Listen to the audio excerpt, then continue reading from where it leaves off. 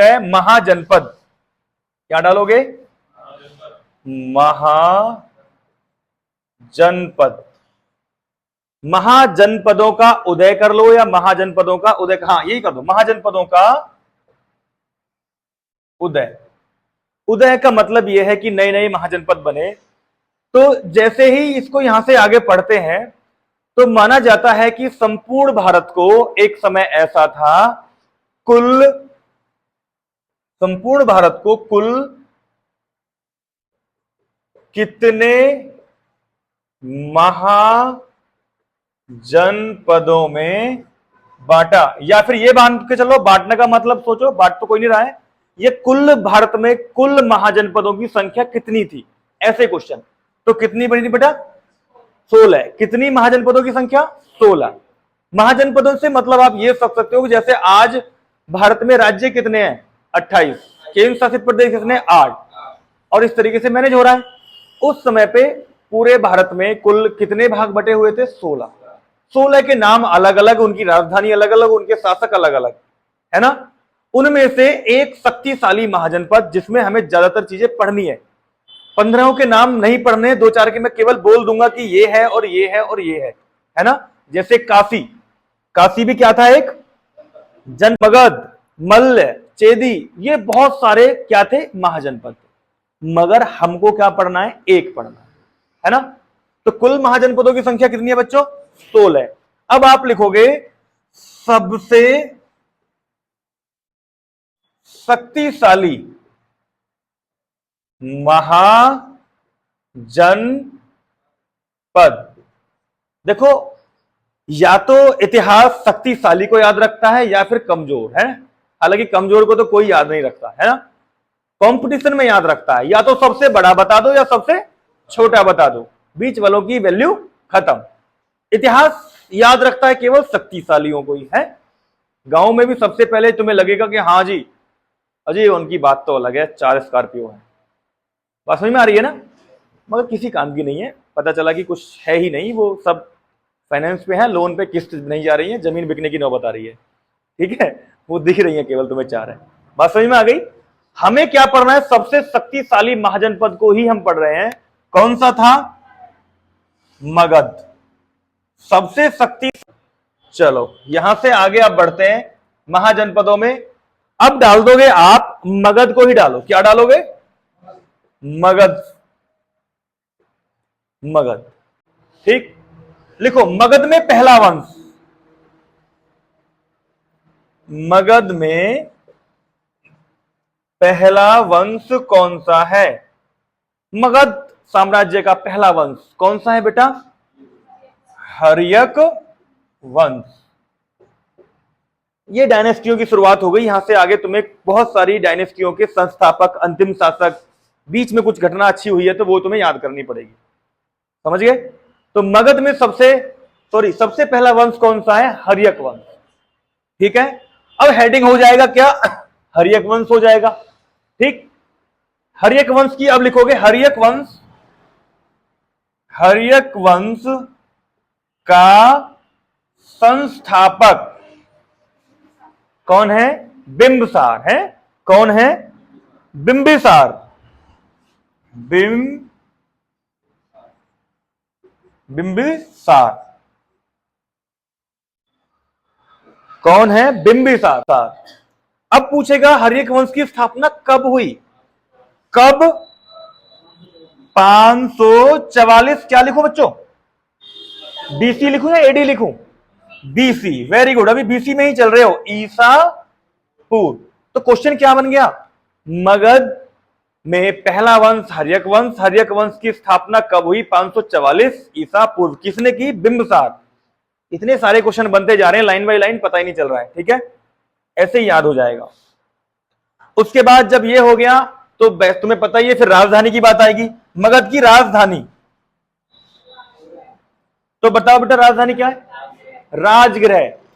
लिख लो मगध गिरी ड्रज, कर दोगे ना। बात आती है यहां से, आपसे पूछेगा ये मगध जो जनपद था इसका क्षेत्र कौन सा था? ये कौन से क्षेत्र की बात कर रहा है आज अगर वर्तमान में देखा जाए तो? पटना बिहार वगैरह वगैरह, पटना बिहार, पटना गया ईटीसी। ये बिहार राज्य के आसपास की बात है, जो शक्तिशाली साम्राज्य है पनपा। ठीक है, बिहार के बारे में मैं तुम्हें बता दूं, बिंबिसार ने ज्यादा युद्ध नहीं लड़े, क्योंकि उस समय पे कोई इसका कॉम्पिटिटर कोई विशेष ज्यादा पैदा भी नहीं हो रहा था।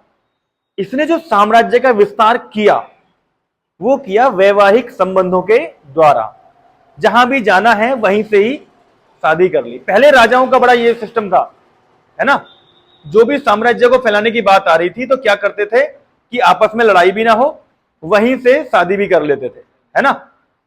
कई कई शादियां हो जाती थी, गए लड़ाई करने, शादी कर ली, दोनों में लड़ाई बंद, बात खत्म, अब रिश्तेदार हो गए। ठीक है, तुम मेरे दुश्मन नहीं, मैं तुम्हारा दुश्मन नहीं, जब तुम्हें एक दूसरे की सपोर्ट की जरूरत पड़ेगी तो हम अपना एक दूसरे को सपोर्ट करेंगे।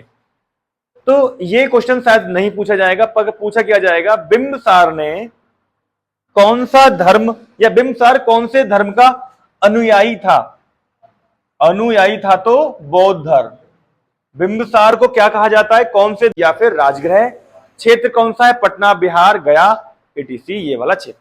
कर दोगे ना।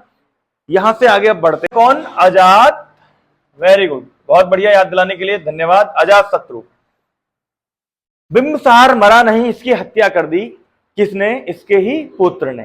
ठीक है, तो लिख सकते हो, तो बिंबिसार की हत्या किसने कर दी, इसके पुत्र ने ही।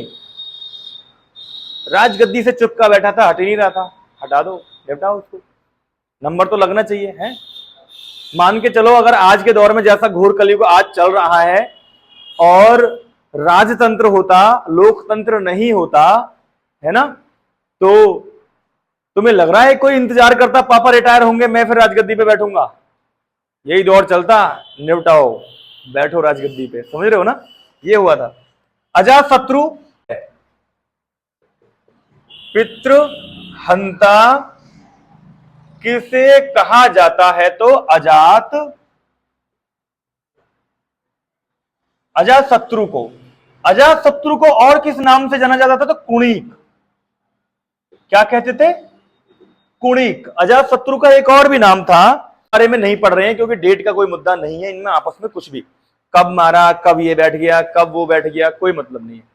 तो दो ही क्वेश्चन है, अजातशत्रु पे अपने पिता की हत्या सबसे पहले इसने कर दी और राजगद्दी पे बैठ गया, और इसको फिर नाम दिया गया, निकनेम, पितृहंता किसे कहा जाता है, अजातशत्रु कुछ दिन शासन किया, इसके बाद इसका बेटा आ गया, उत्तराधिकारी आ गया, कौन आ गया, उदयन। उदयन ने इसको निपटा दिया। वही भाषा यूज कर रहे हैं जो याद होती है, वरना हम प्रोफेशनल तरीके से बोल सकते हैं। तो क्या हुआ, इसने अपने पिता की हत्या कर दी है, उदयन ने अपने पिता की हत्या कर दी, अजातशत्रु की मृत्यु इसके पुत्र के द्वारा, ठीक है, और राजगद्दी पे बैठ गया है। इसने एक काम किया,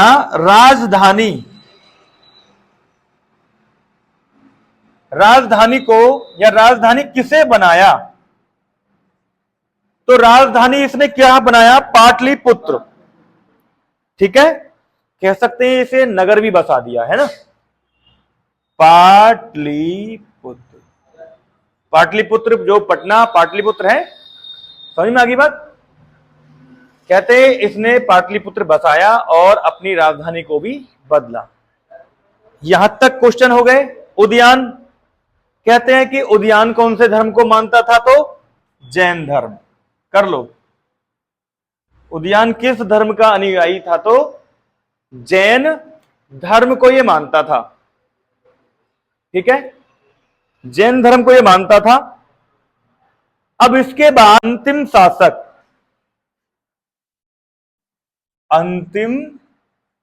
शासक का नाम है नाग दशक। कर लोगे, हर्यक वंश का अंतिम शासक कौन है, नाग दशक। हर्यक वंश का अंतिम शासक नाग दशक। क्लियर। अब आती है नेक्स्ट बात। अब यहां से एक चीज आएगी कि इस वंश को एक फिर पूरे वंश को ही निकनेम दे दिया। देखना, यहां पे पिताओं की हत्या हुई, सत्ता के लिए पिता की हत्या की गई, तो आपसे क्वेश्चन और बनेगा, पितृहंता वंश पितृहंता वंश के नाम से किसे जाना जाता है? कौन है? हर्यक वंश। कर दोगे ना? तो हर्यक वंश से जो भी क्वेश्चन बनने हैं वो सारे मैंने तुम्हें बता दिए, तुम्हें याद हो जाएंगे। एक बिल्कुल क्रम से, ज्यादा क्वेश्चन नहीं है, बिल्कुल फिल्टर्ड करके जो तुम्हें देना है वो दे दिया, तो बेटा याद हो जाएंगे सारे सारे। एक बार फिर रिपीट कर देते हैं। देखो क्या क्या था। कुल महाजनपदों की संख्या कितनी है? 16। संपूर्ण भारत 16 महाजनपदों में बटा हुआ था। सबसे शक्तिशाली महाजनपद कौन सा है? मगध। मगध की राजधानी गिरिब्रज या फिर राजगृह। ठीक है। मगध में पहला वंश हर्यक वंश। हर्यक वंश की स्थापना 544 ईसा पूर्व। ठीक है। किसने की? बिंबिसार। बिंबिसार ने राज्य का साम्राज्य किया, साम्राज्य को फैलाया वैवाहिक संबंधों के द्वारा। ठीक है। मगर ज्यादा समय तक नहीं टिक पाया। अजातशत्रु ने क्या कर दी? मृत्यु। ठीक है ना। इसके बाद अजातशत्रु ने इसकी मृत्यु की, अजातशत्रु की फिर उसके बेटे ने की, तो इसको नाम क्या दे दिया गया? पितृहंता वंश। पूछेगा कुणिक कौन था? अजातशत्रु। Concept clear? क्लोज करते हैं चैप्टर। इसके बाद एक राजवंश जन्मा, और राजवंश क्या था? इसके बाद कुछ दिन शासन किया शिशुनाग ने। शिशुनाग वंश आया कुछ दिन के लिए, है ना। क्वेश्चन ज्यादा नहीं लिखने, केवल मैं लिखवा रहा हूं। इसके बाद कौन था? शिशुनाग वंश। हालांकि मुझे थोड़ी सी हंसी भी आती है। शिशुनाग वंश कैसे? ये जो शिशुनाग व्यक्ति था, इसने अपने नाम से ही इसको स्थापित कर दिया था। कैसे? शिशुनाग हर्यक वंश में, हर्यक वंश की सेना में क्या था? सेनापति था। क्या था? सेनापति। इस सेनापति ने ही मौका देख के देखा कि भाई सभी खत्म होता जा रहा है और बहुत कमजोर मामला हो गया है सत्ता का। इसने ही डिस्ट्रॉय करके कब्जा कर लिया और एक नए वंश की स्थापना कर दी सेनापति ने। राजाओं को उस समय पे सेनापतियों से विशेष सावधान रहने की जरूरत पड़ती थी, है ना। सेनापति मतलब प्रधानमंत्री जैसा पद, जो भी कुछ कर रहा है, पूरा डिफेंस मिनिस्टर, और तो और सारे जो भी कुछ ले रहा है डिसीजन वही ले रहा है ना। तो कब सेनापति पत्ता साफ करके गद्दी पे बैठ जाए कुछ नहीं पता। यही हुआ ना। तो याद रहेगा शिशुनाग वंश में केवल इतना कि इसने, ये कौन था? ये हर्यक वंश में क्या था? सेनापति था। और उसके बाद इसने क्या किया? शिशुनाग वंश की स्थापना कर डाली। इस पे ज्यादा क्वेश्चन नहीं है, इसे हटा देते हैं। पूछेगा शिशुनाग वंश की स्थापना किसी को की? तो शिशुनाग ने। बात खत्म हो गई, ज्यादा क्वेश्चन है नहीं। इसके बाद जो पढ़ने वाली बात है महाजनपद में, वो अगली डायनेस्टी है। वंश बाई वंश चलेंगे, आज केवल इसको ही और पढ़ाएंगे, इतना ही काफी होगा, है ना। नेक्स्ट पॉइंट है नंद वंश। कौन सा है? नंद वंश। नंद वंश। नंद वंश के जस्ट बाद या इसी के दौरान हम पढ़ लेंगे सिकंदर को, क्योंकि अब एंट्री मारेगा उधर से सिकंदर, क्योंकि सिकंदर ने सपना देख लिया है विश्व विजेता बनने का। किसने दिखाया था? इसके गुरु अरस्तु ने, है ना। बोला जी तू विश्व विजेता बन सकता है। बोले मुझे कैसे पता चलेगा मैं विश्व विजेता बन गया हूं, मैंने पृथ्वी को जीत लिया है। एक छोटी सी लाइन में समझाया कि जहां पृथ्वी का अंत हो जाए, पानी आ जाए, दूर दूर तक पानी ही हो, दैट मीन्स समंदर आ जाए, है ना। मगर ऐसा है क्या? जब ज्ञान की कमी थी ना, उसे क्या पता था पृथ्वी पर 7 महाद्वीप है। समझ रहे हो ना। तो ये सारी चीजें हैं, अब देखो आगे पढ़ेंगे। पहले नंद वंश से पढ़ेंगे, ज्यादा क्वेश्चन नहीं है, थोड़े से ही है ना। कहते हैं कि नंद वंश में जिसने इसकी स्थापना की, पहले इसकी स्थापना देख लो। नंद वंश की स्थापना, नंद वंश का संस्थापक, देखो 2 प्रकार से क्वेश्चन बन जाएगा। नंद वंश का संस्थापक या फिर नंद वंश की स्थापना किसने की, है ना। तो किसने की? महापदम नंद। महापदम नंद, ठीक है। नंद वंश की स्थापना महापदम नंद। किताबें तो कुछ कहती है जी इसने समस्त क्षत्रिय जाति का विनाश कर दिया था। प्रमाणिक नहीं है, जिसको जो लिखना वो लिख दिया है, क्योंकि हमने इतिहास में यही तो पढ़ा है कि इतिहास क्या है? जिसके लिखित साक्ष्य है ना। मगर क्या ये मान ले जो घटना घट रही है और वो लिखी नहीं जा रही वो इतिहास नहीं है? मगर ये है कि हम उसका अध्ययन कैसे करेंगे, पता कैसे चलेगी कि बताओ भाई इतिहास में कौन कहां से पढ़ के लग गया था। हमारे नोट्स से, हमारे रजिस्टर के रिकॉर्ड से जब तो पता चलेगा ये छात्र हमारे यहाँ का था, है ना, समझ रहे हो ना। तो रिकॉर्ड तो चाहिए ही चाहिए।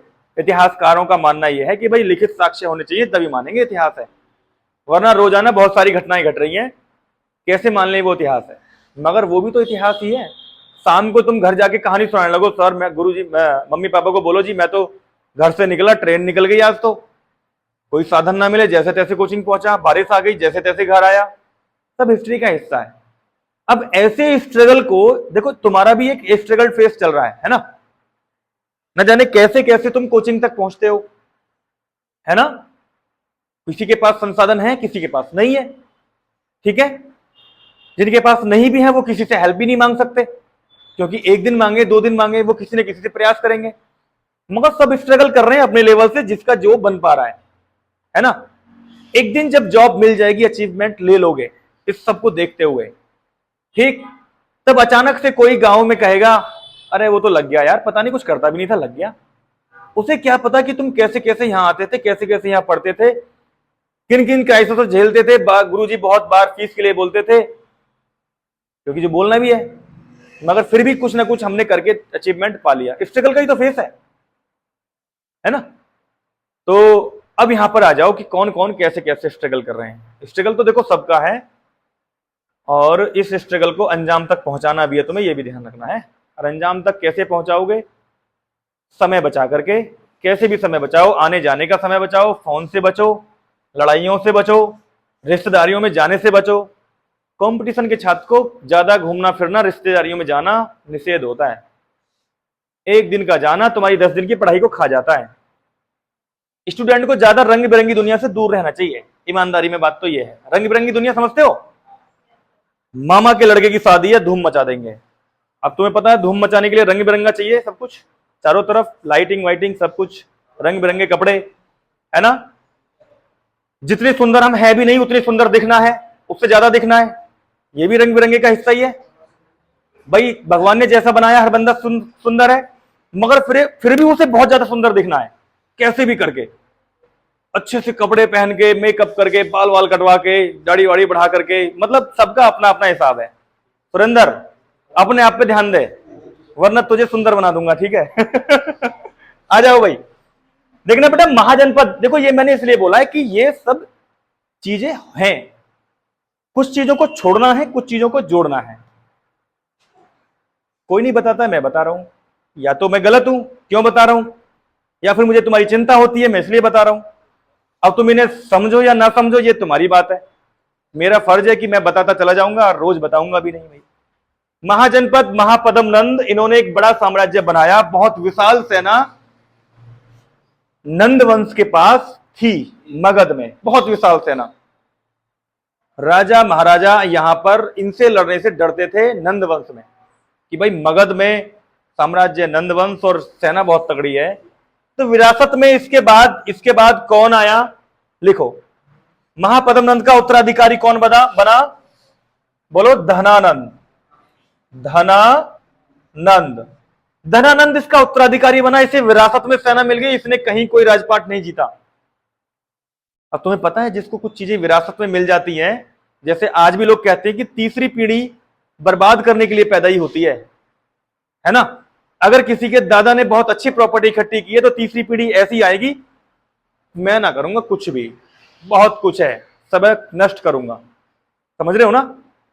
देख लेना, जो किसी तरीके से आज सरवाइव कर रहे हैं, वो अपने सामने उस पीढ़ी को इतना मजबूत कर जाएंगे स्ट्रगल करके, कि बहुत मजबूत। और जो आज तुम्हारे सामने या तुम्हारे पापा के सामने बहुत मजबूत थे, वो उनके हाथ में कटोरा आ जाएगा। क्यों आ जाएगा? कि हर तीसरी, कहते हैं हर तीसरी पीढ़ी स्ट्रगल करती है ना। मत समझ रहे हो ना? आज तुमने स्ट्रगल करके कोई अचीवमेंट पा लिया, तो तुम्हारे बच्चे कुछ कम करेंगे, मगर उनके बच्चे बिल्कुल नहीं करेंगे, मैक्सिमम चांस है ना। वरना तुम अपने गांव में देख सकते हो, तुम बहुत सारे लोगों को आसपास देखोगे, और गुरुजी बहुत तगड़ा पैसा है इन पे, पता चली क्या करते हैं इनके बच्चे, अरे कुछ ना करें, कुछ करने की जरूरत ही ना, पैसा ही बहुत है। कब तक टिकेगा भाई? ठिकाने लगेगा ना। जब तक वो जाएंगे, जब तक बिल्कुल जीरो कर जाएंगे, है ना। बैंकिंग की भाषा में रेड कलर का खाता, रुपया भी नहीं है। ठीक है, आ जाओ। तो ऐसे ये है, धनानंद को विरासत में मिल गया और ये सुबह से लेकर शाम तक शराब के नशे में रहता था, है ना। एक नाटक भी देखा था हमने, चंद्रगुप्त मौर्य, उसमें तो इसको एक डायलॉग और सिखा दिया था, तिनक दिन धात करके, है ना। बस यही करता रहता था पूरे दिन, म्यूजिक, शराब, बात खत्म। नाश्ते में ले लिया, जैसे तुमने कुछ देखा होगा, रोड पे भी देखा होगा, कुछ लोग सुबह सुबह फिट मिलते हैं और सोचते हैं कि मुझसे ज्यादा इंटेलिजेंट और ताकतवर कोई नहीं है। शराब ये फील भी करा देती है ना। क्यों करा देती है? सब कुछ स्लो मोशन में होता है, ब्लड का जो फ्लो है वो स्लो हो जाता है और ऐसा लगता है कि दुनिया रुक गई है उनको, और जो भी है ताकतवर मैं ही हूं, मैं चाहूं तो कुछ भी कर दूं। तुमने देखा हो शराबियों कभी कभी कुछ भी ऐसे कारनामे कर डालते हैं कि भाई मैं तो कर दूंगा ये, है ना। आ जाओ, ऐसा ही इसका हाथ है। धनानंद क्या था, इसको विरासत में मिल गई, मगर सेना बहुत जबरदस्त थी। उधर से आक्रमण कर रहा था कौन? सिकंदर। सिकंदर की हिम्मत नहीं हो रही थी कि धनानंद से लड़ लिया जाए, है ना। मगर जब सिकंदर धीरे धीरे एंट्री भारत में कर रहा था, राजाओं को मार काट, जनताओं को मार काट करके लूट रहा था, धन भेज रहा था, इसको कोई फर्क नहीं था। भारत में ऐसे राजा स्टार्टिंग में रहे कि अपने राज्य को, और अपार धन, ये लिख लो, है। धनानंद के पास सबसे बड़ी सेना और बड़ा साम्राज्य और अपार धन था, और नंद वंश का अंतिम शासक, नंद वंश का अंतिम शासक। कहते हैं चाणक्य की विशेष बेइज्जती करने के बाद इसके उल्टे दिन आ गए, हैं। चाणक्य को सुना होगा, चाणक्य ने डिसाइड कर लिया था कि इस राजगद्दी का तू सही उत्तराधिकारी नहीं है, मैं यहां पे एक योग्य व्यक्ति को बैठाऊंगा, है। फिर चाणक्य निकाल के लाए धीरे धीरे धीरे धीरे किसको? चंद्रगुप्त मौर्य को। वो अगला हिस्सा है, क्योंकि इसके बाद हम पढ़ेंगे सिकंदर को, जो कि क्लास होगी वो कल, है ना। ठीक है, सिकंदर को पढ़ना है। सिकंदर में थोड़ी सी चीजें करने के बाद उसके बाद फिर आएंगे हम मौर्य वंश पे। मौर्य वंश और सिकंदर वंश, सिकंदर वंश नहीं, सिकंदर है, ये पढ़ना है कल। चलो ये क्लास खत्म करते हैं। शुभम, ये वीडियो रिकॉर्डिंग रोको, है।